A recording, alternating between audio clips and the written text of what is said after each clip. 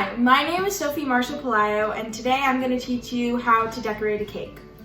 The first thing you're going to want to do is make sure that your cakes are completely cold because you don't want the icing to be melting.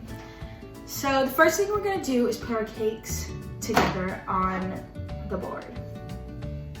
You can take a little bit of this and spread it so that the cake will stick.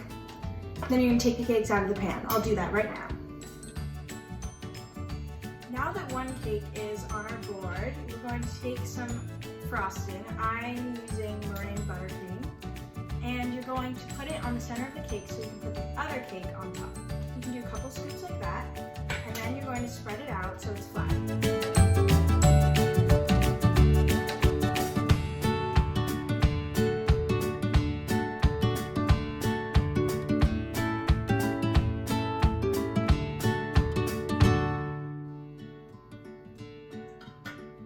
Now that the entire top of this cake is covered in frosting, you're going to put the other top of the cake on this one.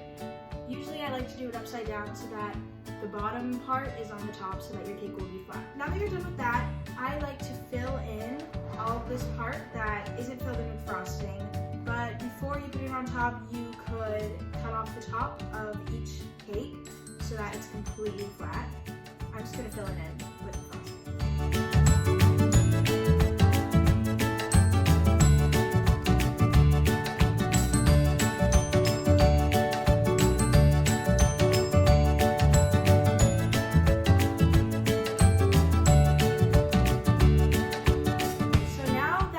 Doing that, we're going to do the crumb coat next. The crumb coat is completely optional, but it makes for a much better cake. It basically makes sure that when you do the actual frosting, no crumbs are seen.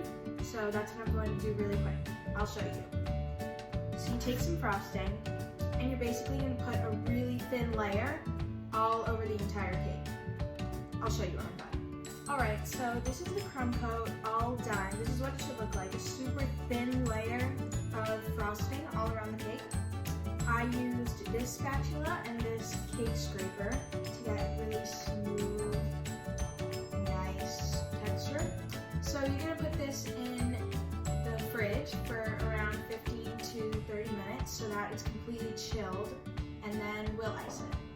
So here I'm showing you the frosting that I colored and the frosting that I sectioned off for decorating later.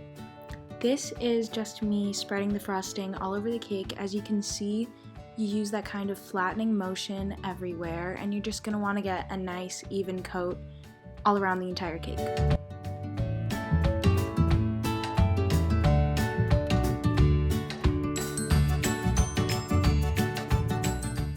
Here I'm just flattening it out so it has a really nice, smooth, finished look to it. So these are the piping tips that I'm going to use for this cake.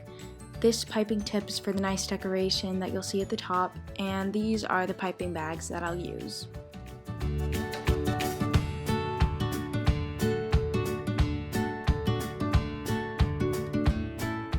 So here I'm going to start making the decorations at the top of the cake. You're going to use that motion that you see there, pushing a lot out and then pulling it back so that it kind of softens out.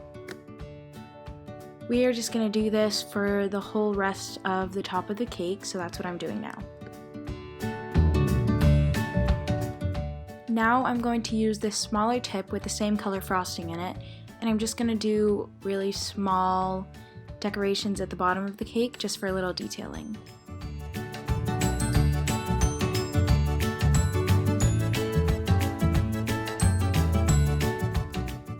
Now I'm going to use a little bit of a darker color for the frosting, a color that I made with this frosting, just a little bit more food coloring, and I'm going to do those little drapes all over the cake.